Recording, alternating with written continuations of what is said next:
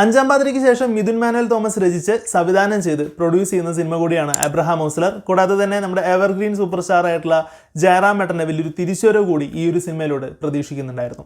Cinema കാണാൻ പോയപ്പോൾ almost theatre house full ആയിരുന്നു. നല്ലൊരു എക്സ്പീരിയൻസ് തന്നെയായിരുന്നു തിയേറ്ററിലൂടെ കിട്ടിയിട്ടുണ്ടായിരുന്നത്, അത് പറയാതിരിക്കാനായിട്ട് വയ്യ. ബട്ട് സിനിമ എങ്ങനെയുണ്ടെന്ന് ചോദിക്കുകയാണെന്നുണ്ടെങ്കിൽ ഒരു ആവറേജ് അനുഭവമായിട്ടാണ് സിനിമ എനിക്ക് സമ്മാനിച്ചിട്ടുണ്ടായിരുന്നത്. തീർച്ചയായിട്ടും നിങ്ങൾക്കൊരു ചോദ്യം മനസ്സിലോട്ട് വരാം, അഞ്ചാം പാതിരയായിട്ട് കമ്പയർ ചെയ്ത് കൊണ്ടാണോ അങ്ങനെ ഒരു തോന്നൽ വന്നത്, അല്ലെങ്കിൽ ഗരുഡനൊക്കെ ആയിട്ട് കമ്പയർ ചെയ്ത് കൊണ്ടാണോ എന്നുള്ളത്. അങ്ങനെയൊന്നല്ല. കാരണം ഈ ഒരു സിനിമ ഇറങ്ങുന്നതിന് മുമ്പായിട്ട് തന്നെ മിഥുൻ മാനുവൽ തോമസ് പറഞ്ഞിരുന്നു, ആരും അഞ്ചാം പാതിര പ്രതീക്ഷിച്ചുകൊണ്ട് ഈ ഒരു സിനിമയ്ക്ക് വരരുത് എന്നുള്ളത് തന്നെയാണ്. തീർച്ചയായിട്ടും അഞ്ചാം പാതിരൊന്നും പ്രതീക്ഷയില്ല എന്നുണ്ടെങ്കിൽ പോലും സംതിങ് പുതിയതായിട്ട് എന്തെങ്കിലും ഉണ്ടായിരിക്കും, അല്ലെങ്കിൽ ഇൻട്രസ്റ്റിംഗ് ആയിട്ടൊരു സംഭവം, അല്ലെങ്കിൽ പുതിയ മേക്കിങ്ങോ അല്ലെങ്കിൽ പുതിയ എന്തെങ്കിലും സിനിമയിൽ ഉണ്ടായിരിക്കുന്ന ഒരു പ്രതീക്ഷയോട് കൂടിയിട്ട് തന്നെയായിരുന്നു ഞാൻ സിനിമയെ സമീപിച്ചിട്ടുണ്ടായിരുന്നത്. തീർച്ചയായിട്ടും ഈ അടുത്ത് ഇറങ്ങിയിട്ടുണ്ടായിരുന്ന നേരെന്ന് പറഞ്ഞ ജിത്തു ജോസഫിൻ്റെ സിനിമയിൽ ജിത്തു ജോസഫ് പറഞ്ഞിരുന്നു, ആരും ദൃശ്യം പ്രതീക്ഷിച്ച് വരരുത്, ദൃശ്യം പോലുള്ളൊരു സിനിമയല്ല നേരെന്നുള്ളതാണ്. എങ്കിൽ പോലും നേരെന്ന് പറഞ്ഞ സിനിമ വളരെയധികം മികച്ചൊരു സിനിമയായിട്ടാണ് എനിക്ക് പേഴ്സണലി അനുഭവപ്പെട്ടിട്ടുണ്ടായിരുന്നത്. അതിൻ്റെ മേക്കിംഗ് കൊണ്ടും അല്ലെങ്കിൽ അതിലെ സംഭാഷണ രീതികളും കാര്യങ്ങളും കൊണ്ടൊക്കെ തന്നെ സിനിമ ദൃശ്യത്തിൽ നിന്ന് വളരെയധികം വേറിട്ട് നിൽക്കുന്നുണ്ടെങ്കിൽ പോലും അതും ഒരു മികച്ച സിനിമയായിട്ട് അനുഭവപ്പെട്ടു. അതുകൊണ്ട് തന്നെയാണ് ആ സിനിമ ഇപ്പോഴും തിയേറ്ററിൽ നിറഞ്ഞ് ഓടിക്കൊണ്ടിരിക്കുന്നത്. സോ അബ്രഹാം ഓസ്ലർ എന്ന് പറഞ്ഞ സിനിമയെ പറ്റിയിട്ട് നമുക്ക് ഡീറ്റെയിൽ ആയിട്ട് സംസാരിക്കാം.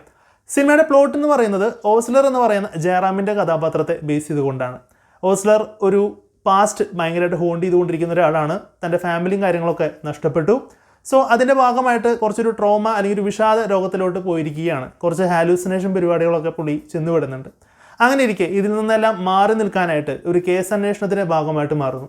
തുടർന്ന് ആ കേസ് അന്വേഷണത്തിൻ്റെ ഭാഗമാകുമ്പോഴാണ് അറിയുന്നത് സെയിം മോഡസ് ഓഫ് ഓപ്പറാൻഡിയുള്ള ഒരുപാട് കൊലപാതകങ്ങൾ നടക്കുന്നു. ഒരു ഇൻട്രസ്റ്റിംഗ് ആയിട്ടുള്ള രീതിയിലാണ് ആ കൊലപാതകങ്ങളും കാര്യങ്ങളൊക്കെ കാണിച്ചിരിക്കുന്നത്. അത് വളരെ രസകരമായിട്ട് തോന്നി. അങ്ങനെ അധികം രീതിയിൽ കണ്ടിട്ടില്ല. അങ്ങനെ ഒരു കൊലപാതകങ്ങളുടെ കാര്യങ്ങളുടെ പിന്നാലെ ആരാണ് കൊലയാളി എന്ന് അന്വേഷിച്ചുകൊണ്ടുള്ള യാത്രയും തുടർന്നുണ്ടാകുന്ന സംഭവങ്ങളൊക്കെയാണ് സിനിമ പ്രധാനമായിട്ട് ചർച്ച ചെയ്യുന്നത്.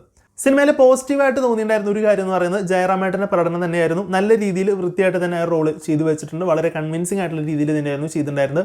ഒരു കരിയർ ബെസ്റ്റ് പെർഫോമൻസ് അങ്ങനെയൊന്നും അത് കണക്കാക്കാൻ പറ്റുമെന്ന് എനിക്ക് തോന്നിയിരുന്നില്ല. കാരണം കൊള്ളാം എന്നുള്ള രീതിയിലായിരുന്നു അനുഭവപ്പെട്ടിട്ടുണ്ടായിരുന്നത്. കൂടെ അഭിനയിച്ച എല്ലാവർക്കും അവരുടെ റോളുകൾ ഭംഗിയായിട്ട് ചെയ്തതിന് അപ്പുറത്തേക്കായിട്ട് ശ്രദ്ധേയമായിട്ടുള്ളൊരു പ്രകടനം എന്നുള്ള രീതിയിൽ ആരുടെയും ക്യാരക്ടറായിട്ട് അനുഭവപ്പെട്ടിട്ടുണ്ടായിരുന്നില്ല. എല്ലാവരും അവരുടെ വേഷങ്ങൾ ഭംഗിയായിട്ട് ചെയ്തു എന്നുള്ളത് തന്നെയാണ് തോന്നിയിട്ടുണ്ടായിരുന്നത്.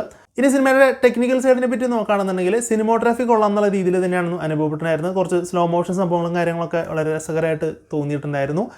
ബാക്ക്ഗ്രൗണ്ട് സ്കോർ കാര്യങ്ങളാണെന്നുണ്ടെങ്കിലും സിനിമ കാണുന്നതിൻ്റെ ഒപ്പം തന്നെ കണ്ട് ആസ്വദിക്കാൻ തന്നെ അപ്പുറത്തേക്കായിട്ട് ഒരു ക്യാച്ചി ആയിട്ടുള്ളതോ അല്ലെങ്കിൽ പിന്നീട് വീണ്ടും കേൾക്കണമെന്ന് തോന്നിപ്പിക്കുന്ന രീതിയിലുള്ള ഒരു ബാക്ക്ഗ്രൗണ്ട് സ്കോറായിട്ട് തോന്നിയില്ല. ബട്ട് സിനിമ കാണുമ്പോൾ അത് ആവശ്യമായിട്ടുള്ള രീതിയിൽ അത് അവിടെ ഉണ്ട്. അത് നമുക്ക് എൻജോയ് ചെയ്യാൻ പറ്റുന്ന തരത്തിൽ തന്നെ ആ ഒരു ബാക്ക്ഗ്രൗണ്ട് സ്കോർ കാര്യങ്ങൾ കൊള്ളാം എന്നുള്ള രീതിയിൽ തന്നെയാണ് അനുഭവപ്പെട്ടിട്ടുണ്ടായിരുന്നത്. പിന്നെ സിനിമയുടെ ഒരു പേസ് നിലനിർത്തുന്നതിൽ എഡിറ്റിങ്ങിന് വലിയൊരു പങ്ക് വഹിച്ചിട്ടുണ്ട്. വലിയൊരു ലാഗോ കാര്യങ്ങളോ ഒന്നും ഇല്ലാതെ തന്നെ പ്രോപ്പറായിട്ട് നല്ല രീതിയിൽ തന്നെ ഒരു എഡിറ്റിങ് ഉണ്ട് എന്നുള്ളത് തന്നെയാണ് എനിക്ക് തോന്നിയിട്ടുണ്ടായിരുന്നത്. കാരണം കുറച്ച് ഫാസ്റ്റ് പേസ് ആയിട്ടുള്ള രീതിയിൽ തന്നെ സിനിമ പോകുന്നതിന് വലിയൊരു പങ്ക് അതിൽ വഹിച്ചിട്ടുണ്ട്. സിനിമയുടെ മൊത്തത്തിലൊരു പേസ് നോക്കുകയാണെന്നുണ്ടെങ്കിൽ ഫസ്റ്റ് ഹാഫിൽ കൂടുതലായിട്ടും ഇൻവെസ്റ്റിഗേഷൻ ബേസ്ഡ് ആയിട്ടുള്ള കാര്യങ്ങളാണ് സിനിമയിലൂടെ കാണിക്കുന്നത്. ഒരു ഇൻവെസ്റ്റിഗേഷൻ ഇങ്ങനെ പോകുന്നു, ഇൻട്രസ്റ്റിംഗ് ആയിട്ട് ഇങ്ങനെ കണ്ടിരിക്കാം. ഇതിനപ്പുറത്തേക്ക് ഒരു വാവ് ഫാക്ടർ കൊണ്ടുവരാനായിട്ട് സാധിച്ചില്ല എന്നുള്ളതാണ് തോന്നിയിട്ടുണ്ടായിരുന്നത്. എന്നാൽ സിനിമയുടെ സെക്കൻഡ് ഹാഫിലോട്ട് എത്തുമ്പോൾ ഒരു ഗംഭീരമായിട്ടുള്ള ഒരു ക്യാമിയോ റോൾ വരുന്നുണ്ട്. ആ ക്യാമിയോ റോൾ എന്താണെന്നുള്ളതൊക്കെ നിങ്ങൾക്ക് മനസ്സിലായിട്ടുണ്ടാവും. തീർച്ചയായിട്ടും സിനിമയുടെ ഭാഗത്തുനിന്ന് തന്നെ ആ ഒരു നടനെ കാണിച്ചിരുന്നു. ഓൾസോ ആ നടൻ തൃശ്ശൂർ വെച്ചിട്ട് ഷൂട്ടിങ്ങിന് വന്നപ്പോൾ തന്നെ അറിഞ്ഞിരുന്നു ഇങ്ങനെ ഒരു സംഭവം ഉണ്ട് എന്നുള്ളത്. അത് മറ്റാരുമല്ല, നമ്മുടെ മമ്മൂക്കയാണ്. മമ്മൂക്കയുടെ ഒരു ഗംഭീര ഇൻട്രോ സീൻ ഇതിലുണ്ട്. അത് പറയാതിരിക്കാനായിട്ട് വയ്യ. ഒരു ഗംഭീര ഷോട്ടായിട്ടുണ്ട്. അറ്റ് ദ സെയിം ടൈം ജയറാമേട്ടനെയും കാണിക്കുന്ന ഷോട്ടും സൂപ്പറായിട്ടുണ്ട്. ആ ഒരു സമയത്ത് നമുക്കൊരു കിക്ക് കിട്ടും, ഒരു ഗൂസ് ബംസ് ഒക്കെ വരും. ഞാൻ ആ സമയത്ത് അത് കണ്ട വഴിക്ക് അങ്ങോട്ട് അതിന് കൺട്രോളായി പോയി. കാരണം അറിയാമായിരുന്നു വരുന്നത്, പക്ഷേ അത് കാണിച്ച രീതി ഭയങ്കരമായിട്ട് നമുക്കൊരു കിക്ക് തരുന്ന തരത്തിലുള്ള ഒരു സംഭവമായിട്ടാണ് തോന്നിയിട്ടുണ്ടായിരുന്നത്. ഞാൻ അങ്ങോട്ട് തിയേറ്ററിൽ പെടുന്നതുകൊണ്ട് ബഹളം അങ്ങോട്ട് വെച്ച് ഓടിയിട്ട് അങ്ങോട്ട് പൊളിച്ചു. അത്രയും ഒരു രസമായിരുന്നു സത്യത്തിൽ മമ്മൂക്കേനെയും ജയറാമേട്ടനെയും ഒരുമിച്ച സ്ക്രീനിൽ കാണുമ്പോൾ. ഓൾസോ ഞാൻ തൃശ്ശൂർ ഗിരിജ തിയേറ്ററിലാണ് കണ്ടിട്ടുണ്ടായിരുന്നത്. കൂടിയിരുന്ന ക്രൗഡും നല്ല റെസ്പോൺസീവ് ആയിരുന്നു, നല്ല ബഹളമായിരുന്നു. ആ ഒരു സമയത്ത് കിട്ടിയ ഒരു ഫീൽ എന്ന് പറയുന്നത് 2024 കണ്ടതിൽ തുടങ്ങിയിട്ടുള്ള സിനിമകളിൽ നല്ലൊരു ഫീലിംഗ് അല്ലെങ്കിൽ നല്ലൊരു അനുഭവമായിരുന്നു ആ ഒരു സമയം എന്നുള്ളതാണ് പറയാനായിട്ടുള്ളത്. പക്ഷേ അതിനുശേഷം സിനിമ വീണ്ടും ഒരു ഫ്ലാറ്റ് ആയിട്ടുള്ള രീതിയിലാണ് സിനിമ അങ്ങോട്ട് പോകുന്നുണ്ടായിരുന്നത്. പിന്നീട് തീർച്ചയായിട്ടും മിഥുൻ മാനുവൽ തോമസിൻ്റെ സിനിമകളിൽ കണ്ടുവരുന്ന ഒരു ഫ്ലാഷ് ബാക്ക് സ്റ്റോറി കാര്യങ്ങളൊക്കെ വരുന്നുണ്ട്. അതൊക്കെ നന്നായിരുന്നു എന്നുണ്ടെങ്കിൽ പോലും സിനിമയ്ക്ക് ഒരു വാവ് ഫാക്ടർ പിന്നീട് അങ്ങോട്ട് ക്രിയേറ്റ് ചെയ്യാനായിട്ടോ ഒരു ഇമ്പാക്റ്റ്ഫുൾ ആയിട്ടുള്ള ഒരു സസ്പെൻസ് റിവീലേഷനോ കാര്യങ്ങളോ ഒന്നും തന്നെ കൊണ്ടുവരാനായിട്ട് സാധിച്ചിട്ടുണ്ടായിരുന്നില്ല. ഫ്ലാഷ് ബാക്കിൽ പഴയ കാലത്തെ പൂമാനമേ എന്ന് പറയുന്ന ഗാനം ഉൾപ്പെടുത്തി കുറച്ച് സീനുകളും കാര്യങ്ങളും കാണിച്ചതൊക്കെ വളരെ രസകരമായിട്ട് തോന്നിയിട്ടുണ്ടായിരുന്നു. അതുപോലെ തന്നെ ഫ്ലാഷ് ബാക്കിൽ അനശ്വര രാജൻ്റെ പ്രകടനം കാര്യങ്ങളൊക്കെ കൊള്ളാം എന്നുള്ള രീതിയിൽ തന്നെയായിരുന്നു അനുഭവപ്പെട്ടിട്ടുണ്ടായിരുന്നത്. പക്ഷേ ഒരു ത്രില്ലിംഗ് ആയിട്ടുള്ള ഒരു വാവ് ഫാക്ടർ ആയിട്ടുള്ള സംഭവം തീർച്ചയായിട്ടും അവിടെ മിസ്സിങ് തന്നെയായിരുന്നു. സോ സിനിമ ആകെ മൊത്തത്തിൽ കണ്ടിരിക്കുമ്പോൾ തീർച്ചയായിട്ടും മമ്മൂക്കയുടെ ഒരു ക്യാമിയ റോള് തന്നെയാണ് സിനിമയിൽ വലിയ ഒരു ഹൈലൈറ്റ് ആയിട്ട് നിൽക്കുന്നത് എന്ന് തന്നെയാണ് ഒരു പ്രധാനമായിട്ടൊരു അഡ്വാൻറ്റേജ് ആയിട്ട് തോന്നിയിട്ടുണ്ടായിരുന്നു.